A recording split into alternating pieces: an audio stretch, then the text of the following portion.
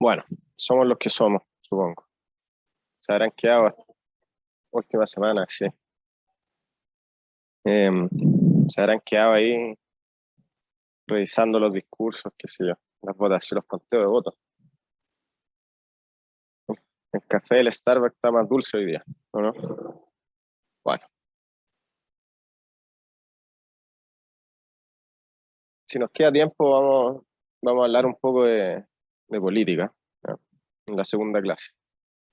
Eh, la primera clase, ya saben, nos queda la última materia, ¿no? Estábamos viendo externalidades, eh, vimos lo que eran, ¿ya? Que era cuando, bueno, lo voy a anotar, pero cuando los costos sociales son distintos a los costos privados o cuando los beneficios sociales son distintos a los beneficios privados, eso era una externalidad. Y vimos las formas de solucionarlo. Partimos con las soluciones públicas, ¿no es cierto? ¿Cómo podía el Estado, a través de una intervención, solucionar el problema de externalidades? Hoy día vamos a ver algo bien curioso, que es cómo puede solucionarse este problema sin la intervención del Estado, ¿ya? Y ese sin la intervención del Estado lo vamos a poner entre comillas. Bueno, hagamos primero, ya yo sé que, digamos, la clase siguiente yo la había planificado como un repaso, pero en realidad siento que podemos hacer el repaso ahora, bien corto, de lo que hemos visto en esta parte de fallas de mercado. Luego hablar de la última parte de externalidades, y la última clase hacer como una especie de cierre de lo que vimos en el curso completo, ¿ya? Bueno, vamos entonces, bien breve, porque tampoco vimos tantas cosas, a un repaso en general, digamos, de la unidad número 3, ¿sí? Entonces, este repaso es sobre eh, fallas de mercado. Ya, y ustedes saben que yo esta palabra fallas la pongo entre comillas, digamos, porque esto pareciera sugerir que es el mercado el que falla, ¿ah? Y no la teoría. ¿Mm? Yo ahí opino que uno debería llamar las fallas de la teoría de mercado. Bueno, en fin. Entonces, la primera cosa que vimos, que fue en las clases 1 y 2, digamos, era el tema, digamos, de el monopolio y el monopsonio. Los voy a separar un poco, voy a poner monopolio y voy a poner acá abajo monopsonio.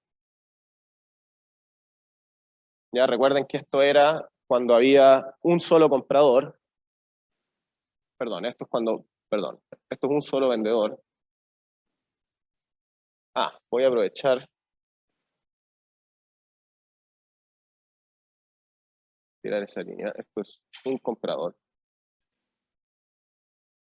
Ya, entonces, ¿cómo esto significaba un quiebre o una distinción con el modelo de competencia perfecta? Que al haber un solo vendedor o un solo comprador, hay mucho poder de mercado. ¿Ya? Entonces aquí el monopolio o el monopsonio tienen poder de negociación sobre el precio, pueden decidir el precio.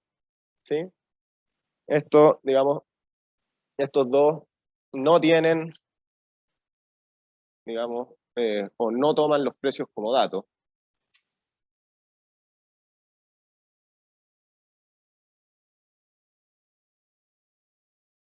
Ya, entonces me faltó pizarra acá.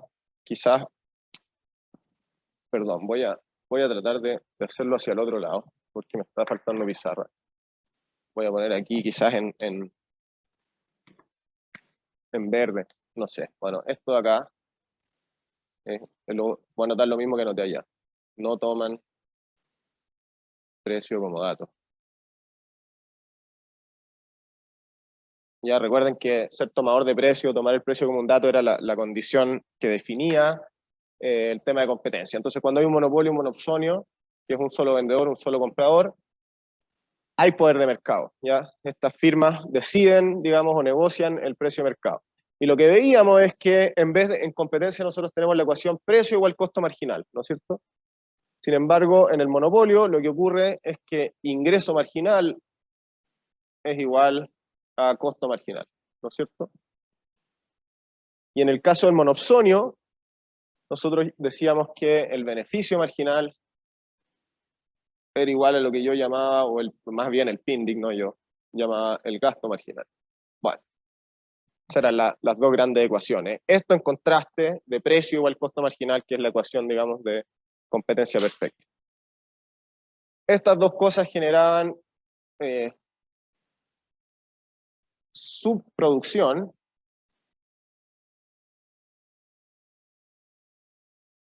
y generaban ineficiencia. Bueno, voy a cambiar este signo más por una Y lógica, ¿no? Esta cosa, ya, bueno. Eso eran entonces las clases 1 y 2 que vimos, monopolio y monoopción, ¿no?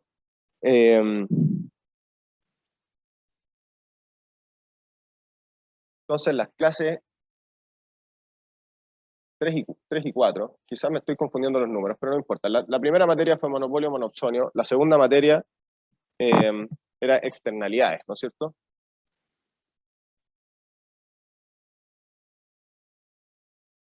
La primera cosa que hicimos fue definirla, que era la definición de externalidades, que lo hablé al principio. Era cuando una de dos cosas pasaba, que los costos sociales eran mayores que los costos privados, y lo dije de distintas formas, que eran los costos privados. Los costos privados, el costo de oportunidad de utilizar los insumos, ¿sí? O sea, el costo de oportunidad del trabajo y el costo de oportunidad del capital que se usó para producir el bien es más chico que el costo social, ¿sí? Entonces, esto es lo que llamábamos externalidad negativa. Este es el caso, digamos, bueno, lo voy a hacer así. Este es el caso de externalidad negativa. Y luego había una siguiente opción, que era cuando los beneficios sociales eran más grandes que los beneficios privados. ¿Ya? Y tal cual como los costos privados era el costo de oportunidad de la utilización de los insumos, los beneficios privados en un mercado vienen netamente del consumo, ¿sí? Entonces, cuando hay beneficios sociales que van más allá del consumo de este bien, ¿sí? Bueno, esto eran externalidades positivas.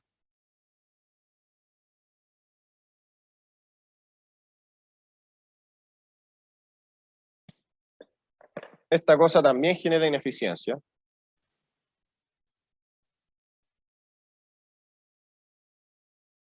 Ya recuerden, quizás no lo recuerdan bien, pero cuando yo hablo de ineficiencia significa que hay una pérdida en bienestar social. Ya hay un área ahí en los gráficos que no se capitaliza, que se pierde, no un triangulito generalmente. Entonces después empezamos a hablar de las soluciones públicas, ¿ya? Que quería decir públicas con un eufemismo para hablar de la intervención del Estado. ¿Cómo puede el Estado intervenir acá y tratar de mejorar esta situación? Bueno, hablamos de tres cosas. Hablamos de normas, ¿ya? O leyes, ¿sí? Obligar a las empresas a producir la cantidad óptima, ¿sí? Después hablamos de, bueno, ¿qué problemas tenía esto de las normas? ¿Ya? El problema que tenía era, primero, que no era compatible en incentivo. Yo estoy obligando a alguien, a la empresa, a hacer tal o cual cosa en vez de incentivarlo. Y segundo, que un problema que no nos vamos a poder deshacer en el tema de las soluciones públicas es que requiere información, ¿sí? Requiere calcular o entender la función de costo, la función de demanda, qué sé yo. Bueno. Otra solución al tema de obligar, ¿sí? Era proveer incentivos. ¿Cómo se provee incentivos? A través de impuestos o tasas. Bueno, voy a llamar tasas. Ya estas eran las tasas que se conocen normalmente como piguvianas. Ya entonces, si usted está contaminando, yo le pongo un impuesto para incentivarlo, qué sé yo, un impuesto por metro cúbico de dióxido de carbono. Bueno, y con eso yo le entrego un incentivo a usted para que reduzca sus emisiones. O qué sé yo, yo le hago un subsidio a los libros para que la gente lea más, ¿ya? Eso sería un subsidio piguviano, lo otro sería un impuesto piguviano. ¿Cuál es el problema? Que todavía seguimos necesitando información. Ya tenemos que tener una noción ahí, una cuantificación de la externalidad para poder implementar esta tasa, ¿sí? Un paso en la dirección, digamos, de reducir las estimaciones o la cantidad de información necesaria era la última cosa que vimos, que era la más curiosa y que yo se las mostré ahí en una página de internet donde se podía comprar los derechos de agua, y ahí se venden tan fácilmente como usted se mete al portal y compra o vende sus derechos de agua. Y eso más generalmente, no solo en las aguas, pero en otras cosas, también en otros países se usa en la contaminación. Usted compra derechos para poder contaminar. Yo, digamos, pago tanto dinero y eso me permite a mí emitir no sé cuántos metros cúbicos de CO2 o lo que sea, ¿sí? Y eso se llama derechos transables.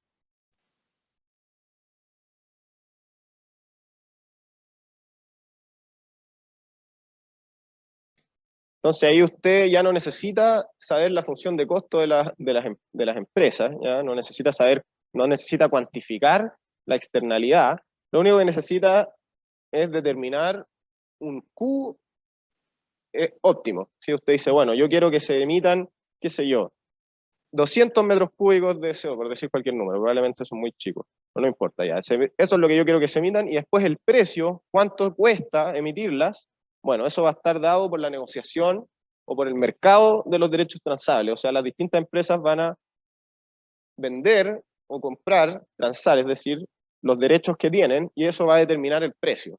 ¿Ya? Y ahí vimos, digamos, yo les argumenté con unos gráficos, y es el teorema, digamos, de que el precio va a estar dado de forma óptima, ya si es que los mercados son competitivos y qué sé yo, que obviamente requiere ciertos supuestos. Estos derechos transables se van a transar, digamos, al costo de la externalidad. ¿Sí? Se va a hacer como algo autorregulado, ¿sí? Bajo la lógica del mercado. Ya. De todas maneras, a pesar de que con derechos transables nos estamos alejando del problema de información, o lo estamos reduciendo a lo máximo, todavía tenemos que estimar Q, tenemos que decir cuántos derechos vamos a emitir, ¿ya? Y por supuesto eso requiere la intervención directa, digamos, del Estado. Entonces la pregunta que va a hilar esta última clase es, ¿se nos puede ocurrir a nosotros una forma de solucionar este problema sin la participación directa del Estado? Bueno,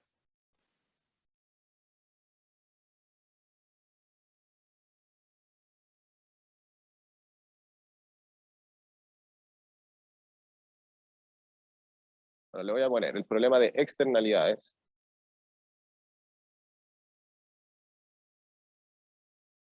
Sin intervención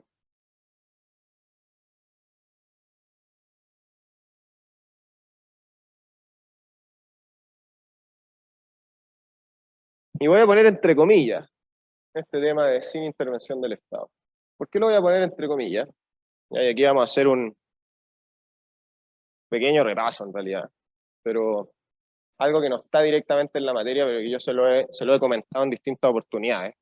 Antes de largarnos a contestar esta pregunta sin cuestionarnos nada, cuestionémonos qué significa esto de sin intervención del Estado. Entonces, antes de largarnos, recordemos, y aquí les voy a poner que esto lo vimos hacia el final de la unidad 3,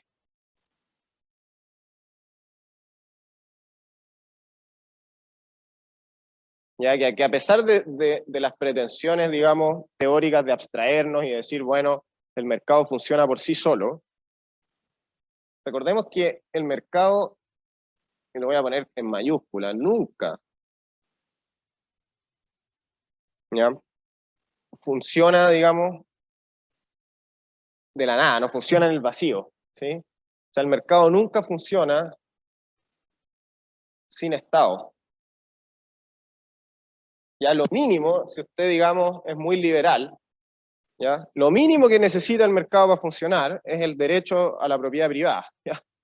Si usted no tiene propiedad privada, el mercado no funciona, ¿ya? Y eso no es una teoría radical, sino que cualquier, digamos, economista de derecha le va a decir que lo mínimo que se necesita para sostener el mercado es tener una ley que asegure la propiedad privada. Por lo tanto, cuando esto, digamos, intervención del Estado, entre comillas, nos referimos a que el Estado, digamos, controle el mercado directamente, ¿no? Pero el mercado sin Estado no existe, ¿ya? Sí. Autores un poco más radicales, como Polanyi, por ejemplo, que lo mencioné antes, ya le diría que no solo se requiere, digamos, la propiedad privada, sino que además se requiere una sociedad de mercado.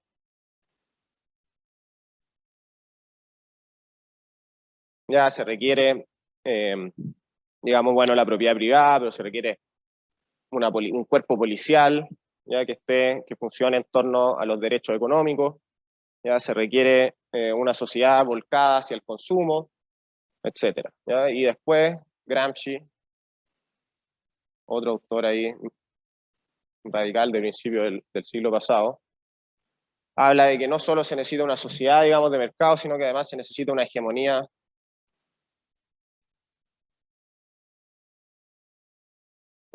cultural, ¿ya? Qué sé yo, que los sectores acomodados manejen los medios de comunicación, las expresiones artísticas, qué sé yo. Bueno, el sentido común, yo mencionaba ese concepto.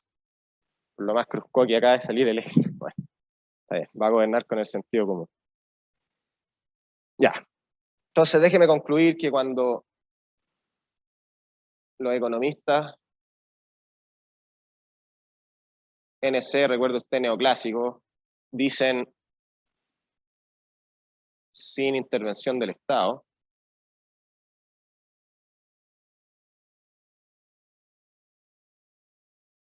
en realidad lo que están diciendo, ¿sí? eh, lo que se refieren sin que el Estado determine el equilibrio, ¿ya? O sea, sin que el Estado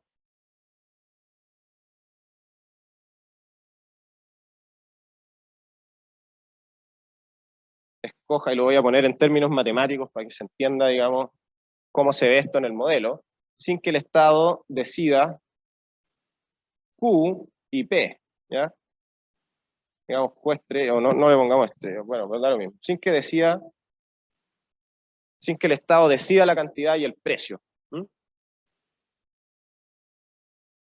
¿Y cuál es el problema de esto? Que ya lo he mencionado un par de veces. ¿Cuál sería el problema de que el Estado se meta con su mano de hierro? Ya esa era la metáfora que les sugería la clase pasada. ¿Cuál es el problema de que el Estado utilice su mano de hierro? Y, digamos, esta es la gran teoría de Hayek, ¿ya? Hayek hablaba de cómo los precios capturaban información. Los mercados agregan información. ¿Cuál es la información que agregan? Bueno, los costos, ¿ya? Cuando las firmas, digamos, participan en el mercado a través de la oferta, ¿sí? Implícitamente hay en los precios capturados información sobre los costos. Y lo mismo sobre las preferencias. ¿Ah? Cuando los consumidores van al mercado a comprar el producto y están dispuestos a pagar una cierta cantidad o no pagar una cierta cantidad de dinero por los productos, implícitamente hay información sobre la demanda, es decir, sobre preferencias capturadas en los precios. Y esa información el Estado no la tiene. ¿Ah? Esta mano invisible que autorregula balancea y agrega información. Por lo tanto, el problema de esto, ya, y que era, digamos, la crítica de principio del siglo pasado a los estados comunistas, ya, o socialistas, era que de dónde iba a salir toda esta información para saber cuáles eran los costos privados de la producción y digamos, la utilidad privada de los consumidores. Bueno, resumiendo lo que quiero decir acá, es que el Estado, para poder decidir Q y P, se requiere mucha información.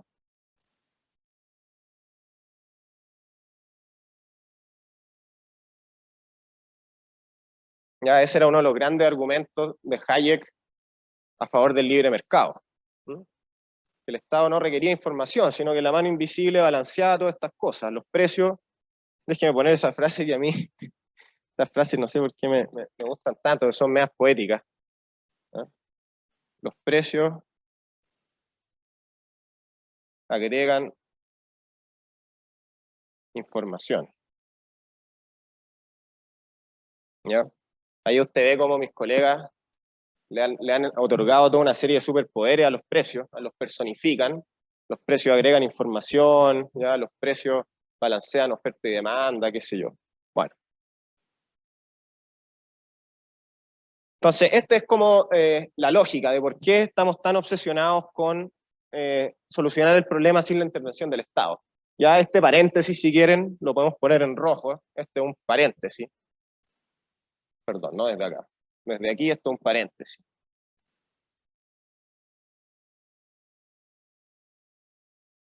Me refiero a que sin intervención del Estado a secas, eso no existe. ¿Ya? Para que funcione el mercado tenemos que por lo menos asegurar la propiedad privada. ¿Ya? Eso es lo mínimo. Se le pregunta, qué sé yo, a Axel Kaiser y le va a decir, bueno, sí, necesitamos propiedad privada. ¿Ya? Bueno, eso como un paréntesis. Segundo, a lo que se refieren con intervención del Estado realmente, no es que el Estado desaparezca, sino que no decida Q y P. ¿Y por qué no decida Q y P? Porque, bueno, eso requiere mucha información. Información que no dispone, nadie dispone. ¿Ah? Bueno, vamos entonces. Reformulemos la pregunta.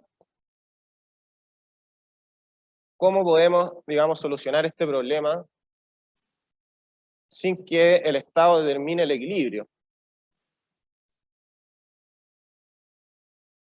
Y vamos, contrario a mi estilo, vamos a mantener esta pregunta en la parte de atrás de nuestro cerebro y vamos a empezar a trabajar en un ejemplo. ¿Ya?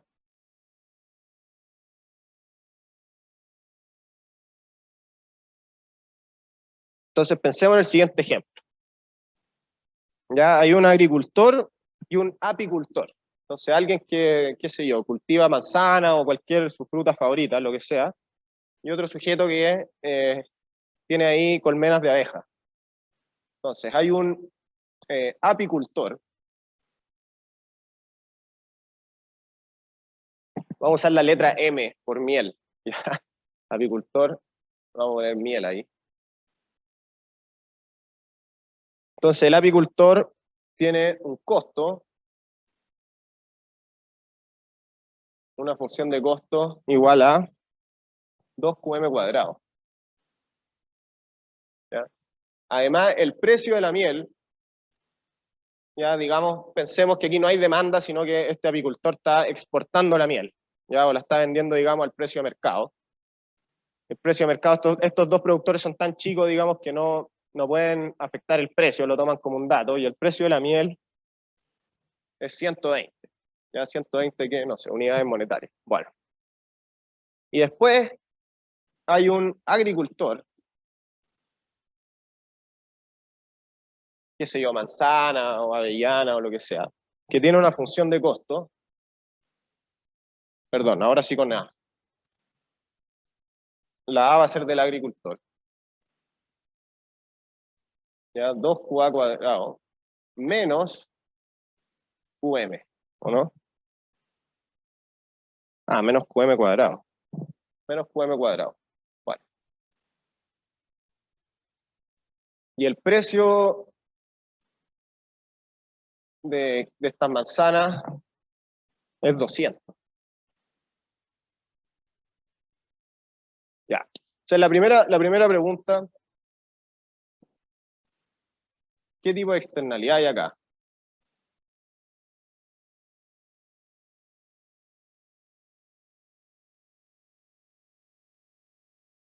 ¿A quién me puede responder qué tipo de externalidad hay eh, en este ejemplo? Me acabo de acordar que a los pobres sujetos de la casa no tengo el chat abierto. Eh, ¿Cómo se hace? Ah, acá está. Bueno, nadie hablando. Eh, Ahora sí. Ya, ¿qué tipo de externalidad hay?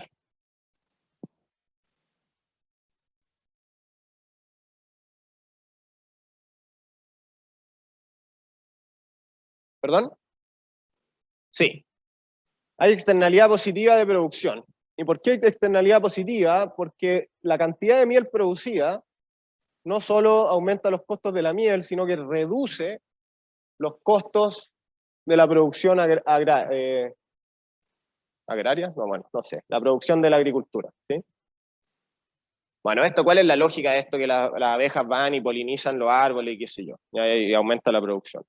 Entonces, bueno, y como Lucas decía, es una externalidad positiva por un lado y además de la producción, ¿sí? O sea, son los productores que reducen los costos entre sí, por lo tanto es una externalidad en la producción, ¿sí? Entonces, notemos que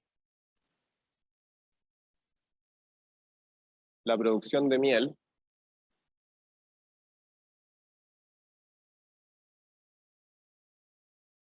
reduce los costos del agricultor. Entonces, como dijo Lucas, esta es una externalidad positiva en la producción. Bueno.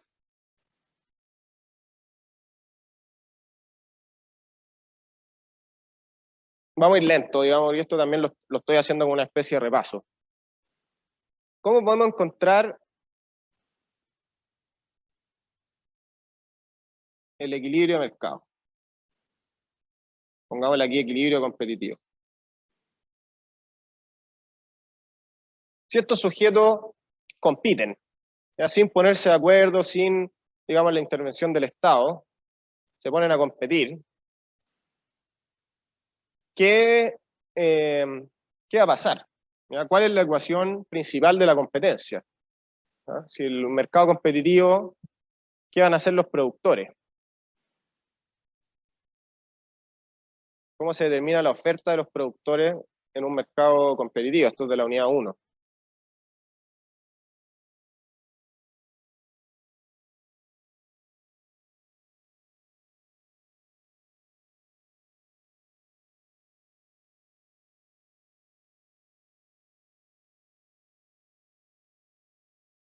Bueno, el monopolio, si fuera un monopolio, digamos, igual a costo marginal con ingreso marginal. ¿Sí? Si fuera un monopsonio, hace beneficio marginal igual gasto marginal, ¿no es cierto? Si es una empresa competitiva, ¿qué hace?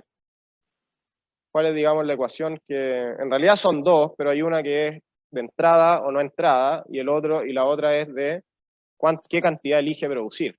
¿Cómo podemos saber qué cantidad elige producir una empresa, una firma competitiva? Eso, gracias, ya. Entonces, en competencia, la firma escoge precio igual costo marginal, ¿no es cierto? Bueno, siempre y cuando el precio esté por sobre el mínimo de los costos medios. Ya esa es la segunda parte. Pero digamos, aquí no hay costos fijos, así que siempre vamos a estar por encima de los costos medios. En fin. Precio igual costo marginal. ¿Ya? ¿Y cuál es, digamos, si vamos en orden y hacemos el sujeto de la miel, va a igualar PM igual costo marginal de la miel. ¿Ya? Entonces va a igualar 120 igual 4QM. ¿Sí? Esta es la derivada, digamos, de 2QM cuadrado. Y por lo tanto, va a escoger QM y le vamos a poner aquí EQ de equilibrio, igual, bueno, 120 partido 4, que es 30. ¿Ya? En competencia, el apicultor va a escoger producir 30 toneladas o 30 kilos, no sé, de miel. Bueno, ¿qué va a pasar con el agricultor? Bueno, de nuevo, va a setear el precio de las manzanas o lo que sea, igual al costo marginal de las manzanas. Entonces va a ser 200 igual a, y aquí cuando tome derivada, va a ser derivada con respecto a la cantidad que él escoge. Él solo puede escoger la cantidad de manzanas, pero la cantidad de miel no es decisión suya, es decisión del otro productor. ¿Sí? Por lo tanto, cuando tome derivada acá con respecto a QA, este término se va a ir a cero, y el costo marginal va a ser simplemente 4QA. Por lo tanto, y ahí es donde empieza a aparecer la externalidad, ¿no es cierto? No, el productor de miel no interioriza el beneficio que le produce al productor de manzana, ¿sí? Entonces, QA equilibrio va a ser, bueno, 200 partido 4, que es igual a 50. ¿Ya? Todavía nada nuevo, todo esto, de hecho, esto es de la unidad 3, digamos. Estamos en equilibrio competitivos, sin nada más. La siguiente pregunta, qué sé yo, la pregunta 3.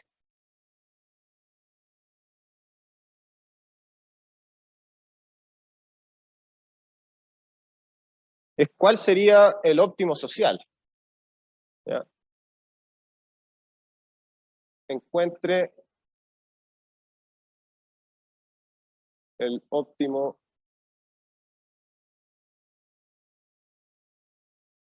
social. Ya.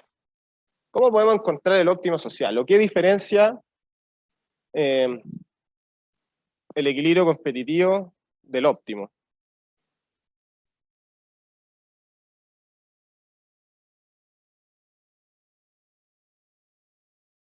Ya no sé si lo recuerdan de la clase pasada.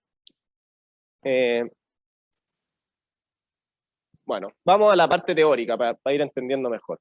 Si la externalidad es positiva, lo que está pasando es que los beneficios sociales son más ya que los dados por el consumo, que está capturado en el precio. Ya, por lo tanto, hay algo más allá del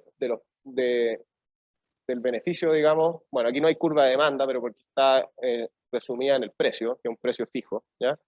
Pero el beneficio externo es esta parte de acá. ¿Ah? Entonces, si uno quisiera, digamos, el óptimo, va a tener que igualar costo marginal al precio más el beneficio externo. ¿Sí? Es decir, el beneficio social marginal. ¿Ya? Eso es lo que hay que hacer. Hay que igualar, bueno, esa ecuación, digamos, la podría haber puesto en el repaso, pero si uno quiere el óptimo social, no solo tiene que ver la demanda, que en este caso no hay demanda, pero está resumida en el precio, sino que además tiene que ver todos los beneficios externos, es decir, el beneficio social marginal. Entonces, en el óptimo, el costo marginal es igual a lo que nosotros llamábamos el beneficio social marginal.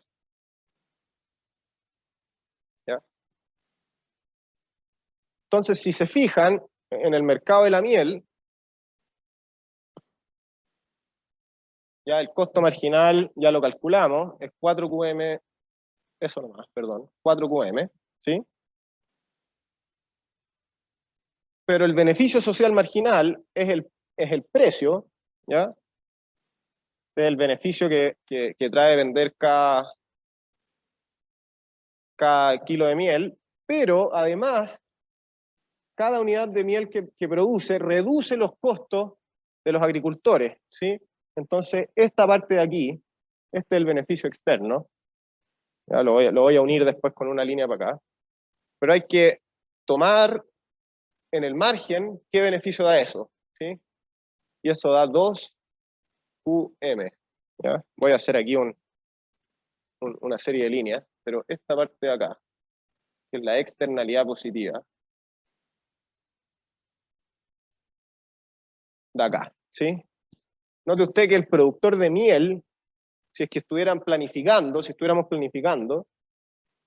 tiene que tomar en consideración el aporte al agricultor, tiene que internalizar el aporte al productor, ¿sí? Bueno, si usted resuelve ahora esta ecuación, le va a quedar que QM es igual, bueno, usted pasa el 2 hacia allá, esto se transforma en un 2, PM 120, entonces queda 120 partido en 2, y esto es 60. Entonces deberíamos, en el óptimo, bueno, le voy a poner aquí una S por óptimo social, deberíamos aumentar la cantidad de kilos de miel, o toneladas de miel, da lo mismo, de 30 a 60. ¿Mm?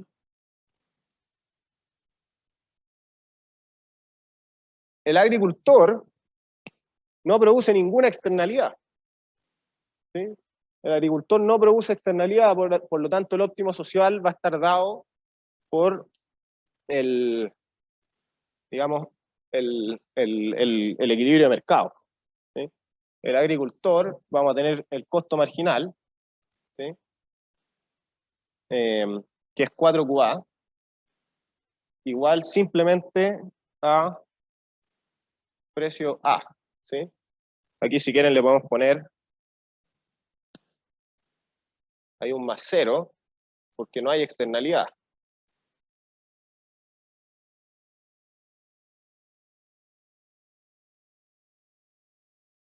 Bueno, no sé si se alcanza.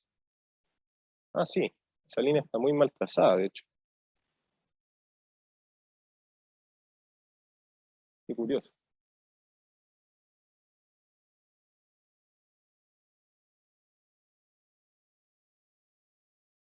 Vale, no sé, me rindo. Ya. Bueno, espero que haya quedado claro eso de que como no hay externalidad, no hay que agregarle nada. Y por lo tanto, QA social va a ser exactamente la misma que antes, es decir, 200 partido en 4, que es 50. Ya. Bueno, entonces, en competencia van a haber 30 kilos de miel y 50 toneladas o kilos, lo que sea, de manzanas o la fruta que sea. Mientras que en el óptimo social va a haber el doble de miel y la misma cantidad de manzanas. ¿Mm?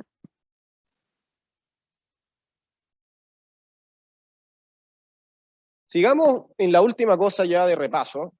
Pensemos en cómo podríamos solucionar este problema a través de un impuesto pigouviano. Y en este caso, como la externalidad positiva en realidad va a ser un subsidio pigouviano. ¿Sí?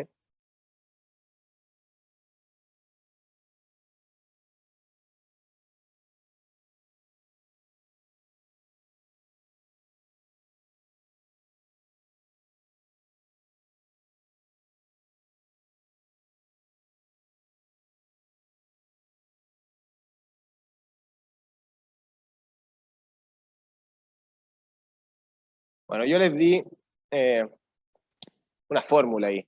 ¿Ya? Entonces usted podría llegar y aplicar eh, la fórmula y no pensarlo tanto. Eh,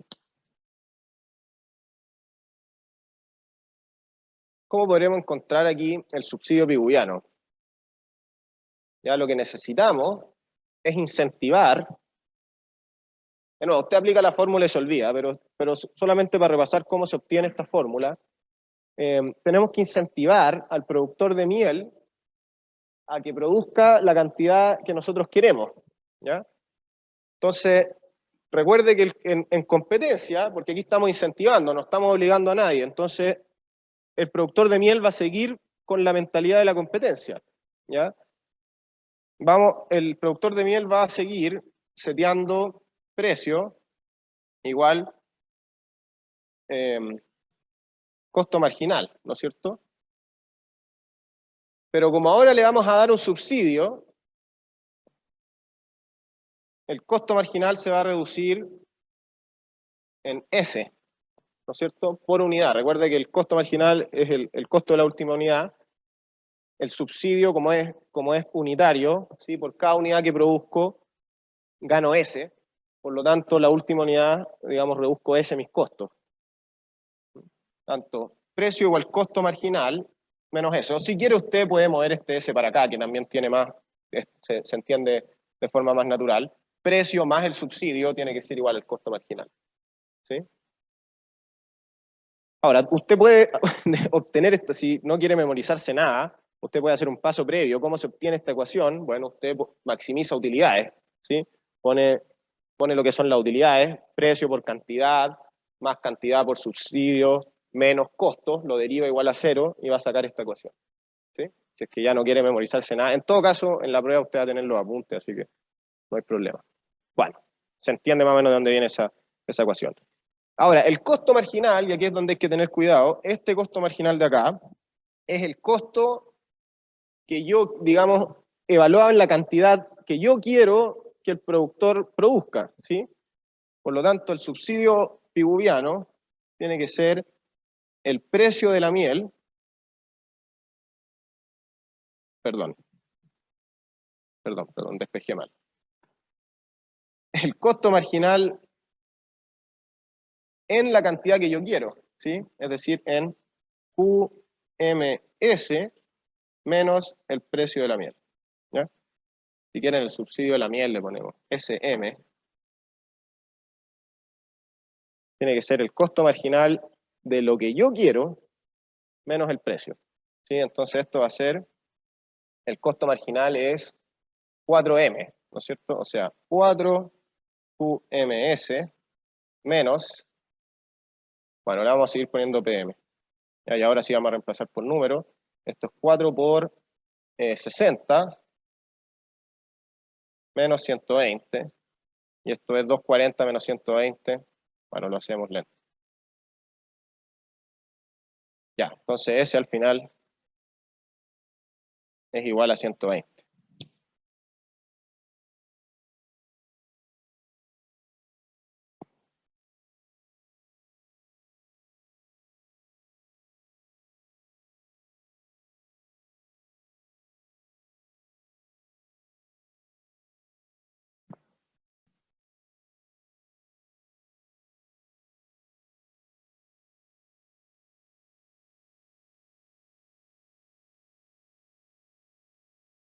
Eso digamos, lo aprendimos en la clase pasada.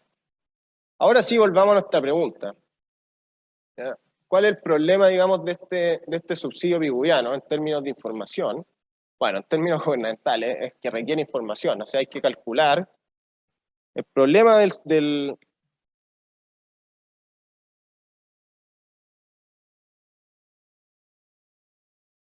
hay que calcular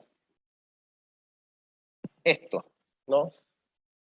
Hay que calcular el costo marginal evaluado en el Q social.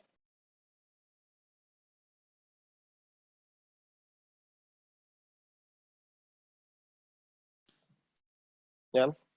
Y esto, de hecho, puede requerir dos cosas. Necesitamos calcular los costos y necesitamos calcular la cantidad social óptima. Y esto requiere información.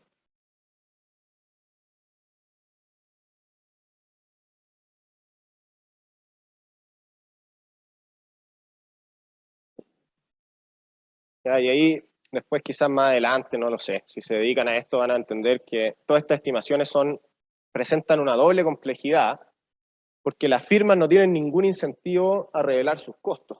¿Ya? Usted le pregunta a cualquier empresa, por ejemplo Endesa, que está regulada, Chilectra, que está regulada, cuáles son sus costos, y siempre van a decir, no, altísimos, mis costos son muy, muy altos, y tengo que pagarle a todos estos trabajadores, tengo que hacer todas estas cosas. Siempre las empresas tienen el incentivo a inflar sus costos frente al regulador, ¿ya? Para que el regulador les entregue más plata. Es todo es un complejísimo problema esto de estimar los costos de la empresa. Entonces, ¿cómo podríamos solucionar? Y ahora sí, ya tratemos de responder esta pregunta. ¿Cómo más podemos solucionar este problema?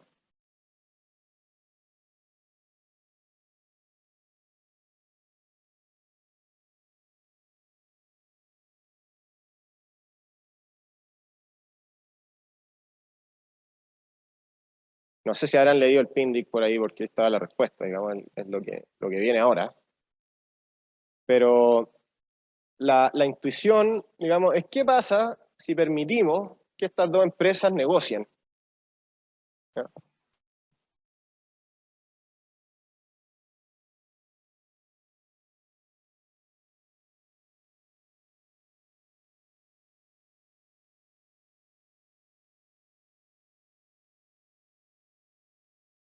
¿Ya?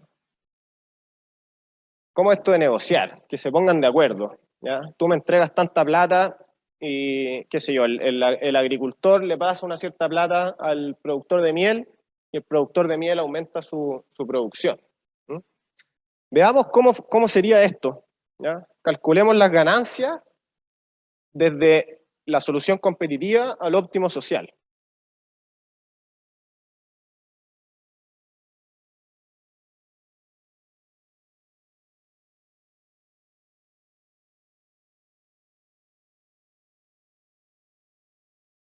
¿Ya? Le voy a poner aquí ganancias de cooperación para contrastar competencia por cooperación. O sea, si pasamos de la competencia, que era lo que estaba acá, al óptimo social, que es la cooperación, ¿cuánto se gana?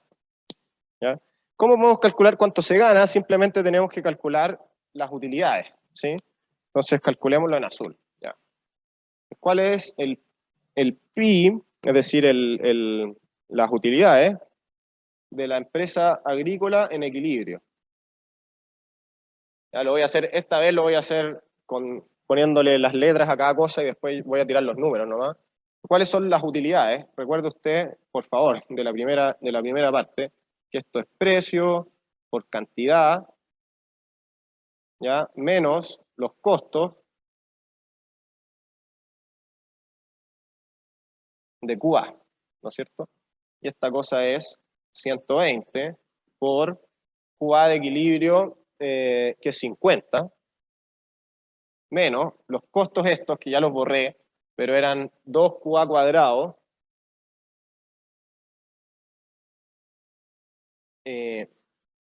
menos QM cuadrado, ¿no?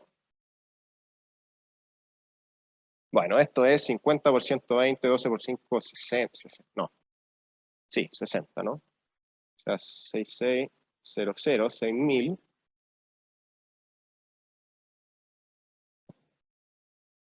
Espera, no, que ahí está el error. El precio de A del producto agrícola era 200. Ahí sí, ya, perdón.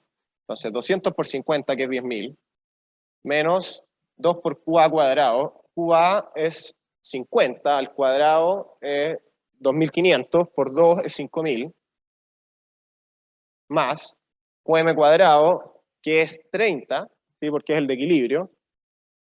Bueno, si quieren ahí le ponemos un equilibrio. O sea, 30 al cuadrado, 900. Por lo tanto, esta cosa es 5.900. Ya, en el equilibrio competitivo, la empresa agrícola gana 5.900, qué sé yo, millones de pesos, lo que sea. ¿Cuál sería, digamos, sus utilidades en el óptimo social? Ya en el óptimo social, de nuevo, va a ser PA por QAS menos CA de QAS, ¿no es cierto? Esto es, de nuevo, 200 por 50 menos 2 QAS al cuadrado, o sea, 2 por 50 al cuadrado. Bueno, le voy a poner 50 al cuadrado. Más, lo podemos poner aquí abajito,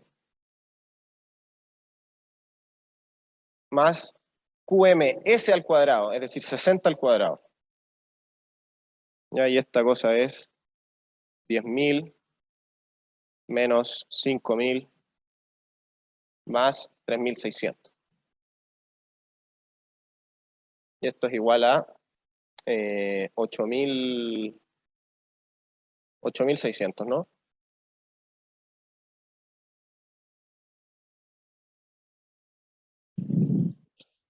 Hay una ganancia de 2.500, ¿sí? Lo voy a poner acá, no sé,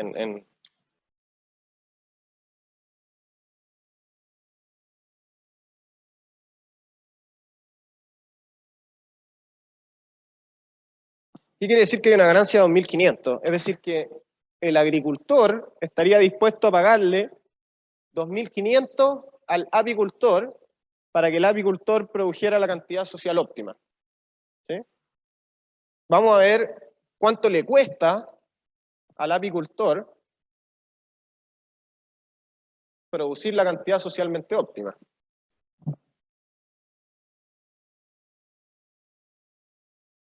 Perdón. ¿Arriba o abajo? Ya. Sí, me comí un cero, perdón. Igual el cálculo está bien hecho, pero me comí un cero ahí. Ahí también me comí un cero.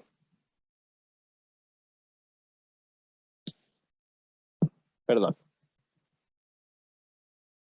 Sí, fue solo ahí que me comí el cero. ¿Ah?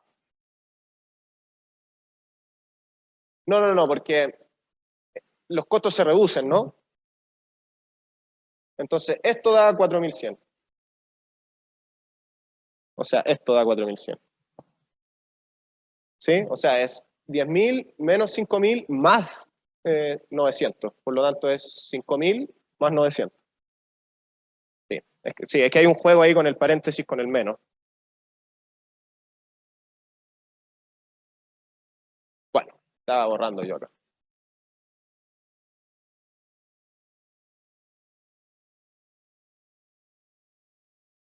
Ya, entonces estas son las ganancias del apicultor. Vamos a ver las pérdidas o los costos, o el aumento en costos del, perdón, esto era del agricultor, ahora veamos del apicultor, que es el de la miel, ¿no?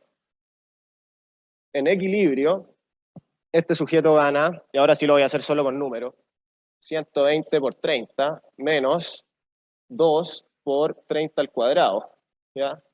Y esto es 3.600 menos 1.800, ¿no es cierto?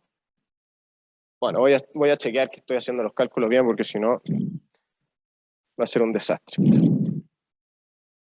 Ya, 1.800. Y las utilidades en el óptimo social son 120 por 60 menos 2 por 60 al cuadrado. ¿Sí? 60 y 30 son las cantidades sociales y de equilibrio respectivamente. Entonces, 12 por 6, 72, o sea, 7.200, menos 2 por 36 al cuadrado, que también es 72, por lo tanto esto va a dar 0.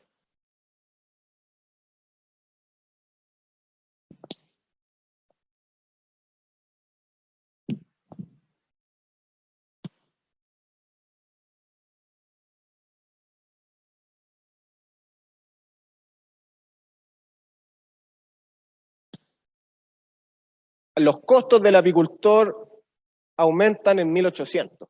¿Ya? ¿Qué quiere decir estos dos números que calculamos? Esto quiere decir que, bueno, el agricultor está dispuesto a pagar 2.500 y el apicultor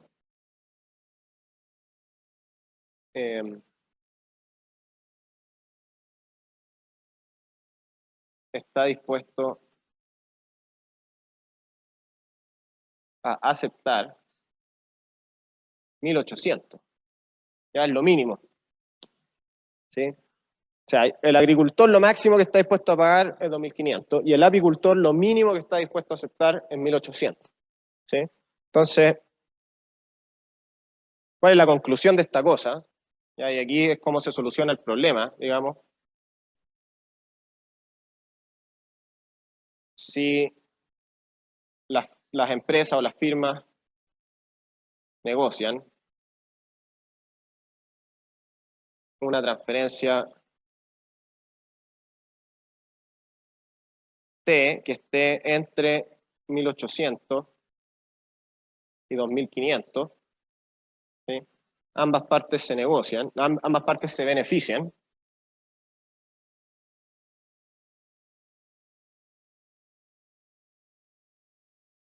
Y alcanzan el óptimo social.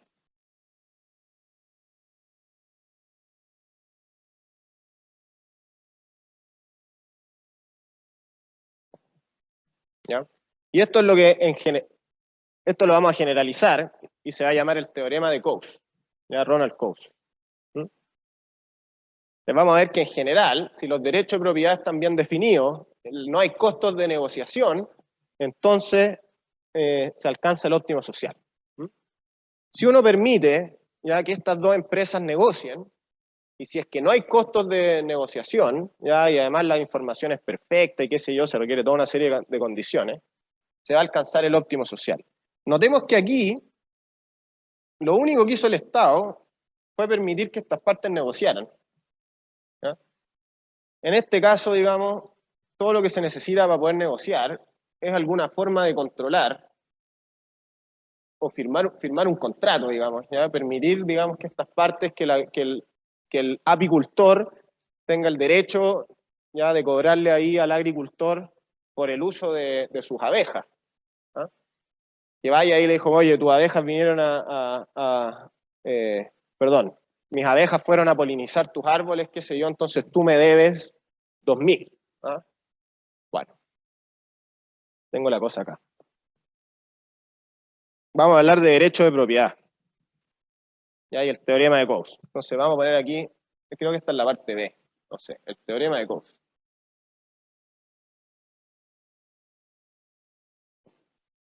Ya hay el teorema de Coase, que a todo esto Ronald Coase escribió esta cosa en 1960.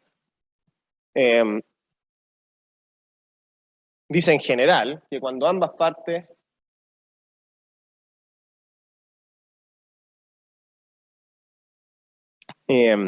pueden negociar sin coste,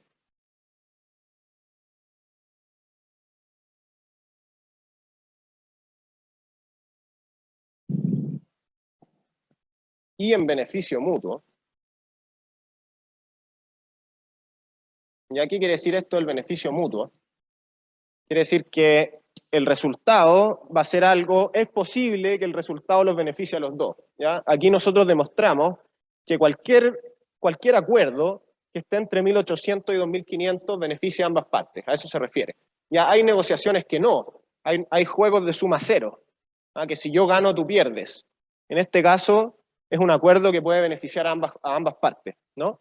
Entonces, si ambas partes pueden negociar sin coste, ¿ya?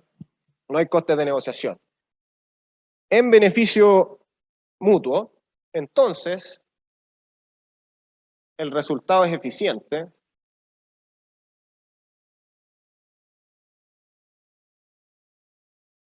¿Ya? Y aquí, digamos, el remate de este teorema, sin importar cómo se asignen los derechos de propiedad.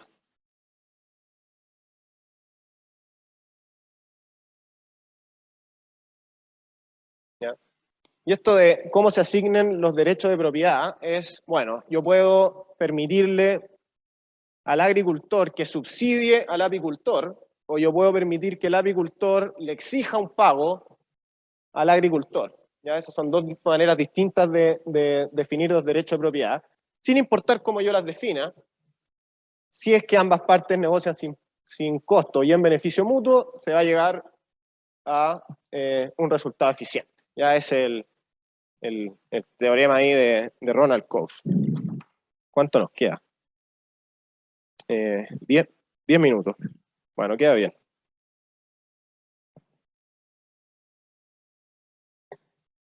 Si ustedes leyeron el PINDIC, el ejemplo que da el PINDIC era de externalidad negativa, que en realidad es el más natural para estudiar el teorema de Coase. Yo quise estudiar este tema de las externalidades positivas porque ya habíamos hablado de contaminación en la clase pasada. Pero el ejemplo que da el PINDIC, bueno, lo voy a anotar aquí.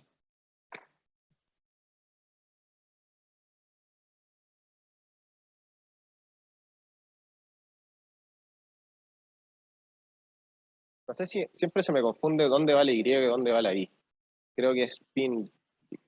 Bueno, da lo mismo en realidad. El ejemplo del PINDIC habla sobre el conflicto entre unos pescadores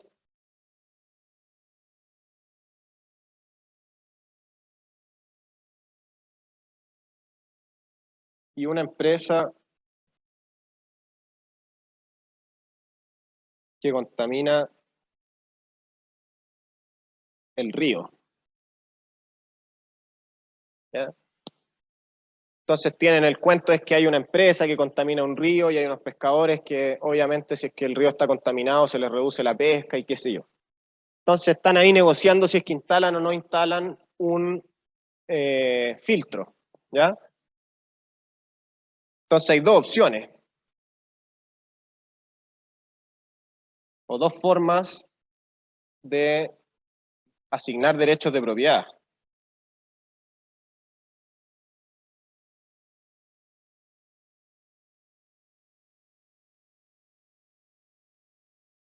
Entonces la forma 1, que sería más natural, ¿ya? Es el derecho de los pescadores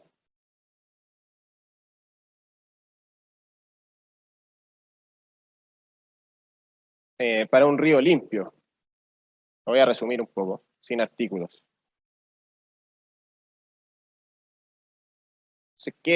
¿Cuál es como, digamos, la abstracción o la fantasía de este teorema de Coase?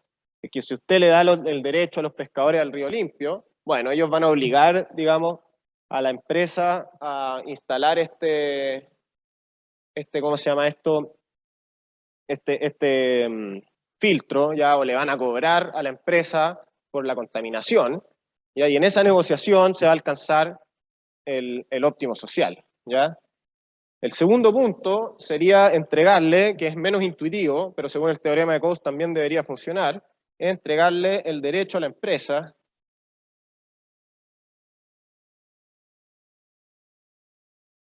a contaminar, ¿ya? Por lo demás, ya ustedes habrán escuchado de la controversial ley de pesca que tenemos nosotros, ¿ya? La ley de pesca fue más o menos lo que hizo. En vez de entregarle el derecho ahí a todo el mundo a pescar en el río, qué sé yo, le entregó el derecho a 7 familias, ya a las empresas ahí, para que pesquen lo que quieran pescar. Ya en este caso no era contaminar el mar, pero sí a pescar cuanto estimen conveniente. ¿Ya? ¿Cuál es la lógica? Que cuando uno tiene pocas partes que participan, los costos de negociación son bajos. ¿Ah? No se puede ahí que negocien, qué sé yo, 200.000 pescadores a lo largo del país, sí se puede hacer que 7 familias negocien, ¿ya? Y en beneficio mutuo. Entonces eso era una forma de controlar la sobreexplotación pesquera. Cuando usted pesca, genera una externalidad negativa, ¿ya? Porque usted pesca un pez que después no va a poder tener crías, ¿ya? O qué sé yo, o no va a poder proteger a sus crías, no sé cómo funciona, digamos, la biología de los peces o el ecosistema de los peces, pero obviamente cuando usted ahí saca destajo, pasan como hacen estos sujetos con mallas, destruyendo todo lo que está a su paso, eso genera externalidades negativas porque el ecosistema, digamos, que está ahí está destruido y por lo tanto los pescadores que vienen después no van a poder aprovechar los recursos marítimos. ¿Mm? Bueno, definir derechos de propiedad según el teorema de Coase es una forma de resolver este problema, ¿ya? Y esa es la lógica, obviamente extremadamente neoliberal, ¿ya? Que se le ocurrió a nuestro gobierno, que es, digamos, darle los derechos a la empresa a contaminar, en el caso de la pesquera, a pescar. ¿Ya? Y digamos, ¿cuál es el teorema de Coase? Que bueno, si usted le entrega los derechos a la empresa a contaminar, ellas van a ir ahí y decir, bueno, yo contamino menos, van a negociar con los pescadores y van a decir, bueno, yo contamino menos, pero usted me paga, ¿ya? Usted me paga, digamos, tal cantidad y qué sé yo. Y de esta forma de negociar, sin importar qué usted hace, si es que se puede negociar sin costo y en beneficio mutuo, el resultado va a ser eficiente.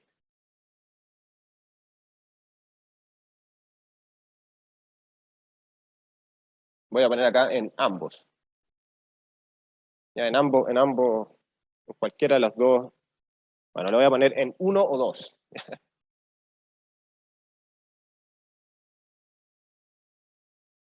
Bueno, no me va a dar tiempo para escribirlo. Quedan 6 minutos, quizás me va a dar tiempo. Pero esta cosa que suena muy bonito, ya habrán visto, digamos, o ya se imaginarán cómo puede tener cosas negativas. Ya la primera, y que es la que, por supuesto, la gente más de izquierda se quejó inmediatamente, que eficiencia no implica equidad. ¿Ya? Entonces, claro, esto puede ser más eficiente, puede aumentar la cantidad de pescados que se sacan del río, pero va a dejar sin trabajo a cuántos pescadores, ¿no es cierto?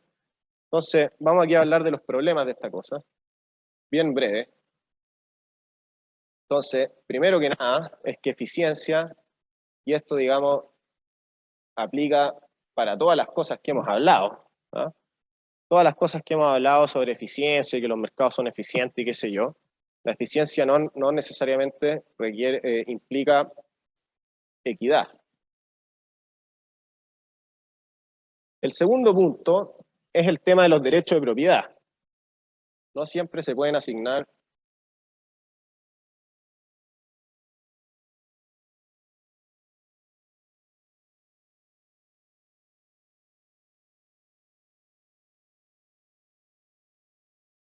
Ya, si usted quisiera ahí mitigar el problema de la contaminación ambiental a través de esto, tendría que darle los derechos al aire a alguien. ¿Ah? Le aseguro que algún economista loco ya se le ha ocurrido, pero sabrá usted que, digamos, va a ser muy difícil controlar que alguien respire o no respire, qué sé yo. ¿Ah? Entonces siempre hay problemas técnicos, pragmáticos, de asignar derechos de propiedad. ¿Ah? Como esto de asignar los derechos sobre el río. ¿Ah? Usted sabe que hay leyes en Chile que dicen que cualquier sujeto puede caminar por los bordes del río y bañarse y qué sé yo. Entonces ahí hay todos unos conflictos de cómo se asignan los derechos de propiedad. Pero más curiosamente, ¿ya? Hay otro resultado que, digamos, es como el flip side, ¿ah? Como el teorema de Coase malo, ¿ya? Que se llama el teorema, que ojalá lo vean ahí alguna vez en su vida, el teorema de Meyerson. Este gallo ganó el premio Nobel hace bastante años, pero eh, se escribe Meyerson y el otro sujeto se llama Satterwhite. Se llama Sutter.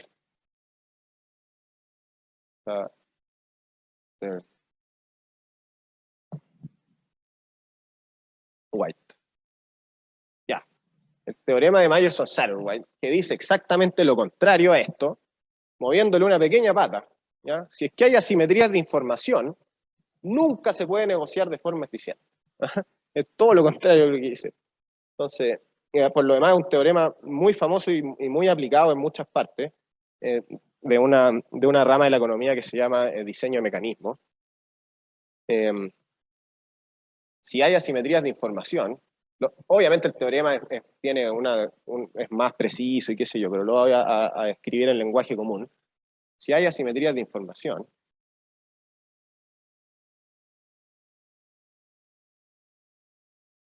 entonces nunca se puede negociar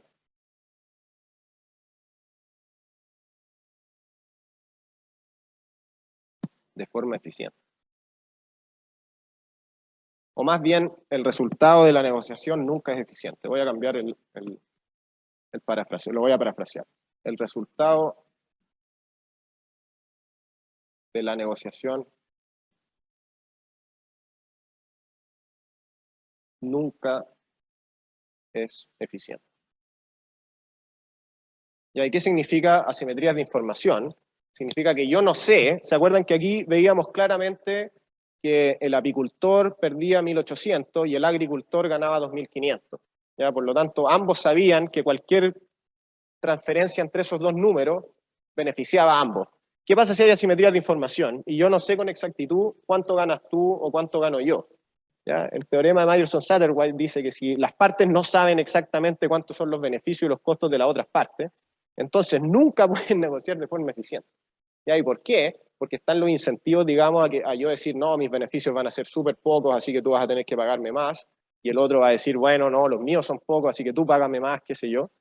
Entonces, si no, digamos, si se deja transar o negociar a dos partes que enfrentan un problema de asimetría de información, nunca negocian de forma eficiente. Ya. Bueno, entonces esos son los problemas del teorema de Gauss. Y con eso concluimos la materia del curso. Se acabó. Eso era todo. ¿Ya? Nos queda una clase todavía y vamos a hacer una especie, una suerte de repaso de lo que hemos aprendido, vamos a hacer una conclusión y qué sé yo. Eso. Así que nos vemos en 20 minutos. Son exactamente las 9:40, así que nos vemos a las 10.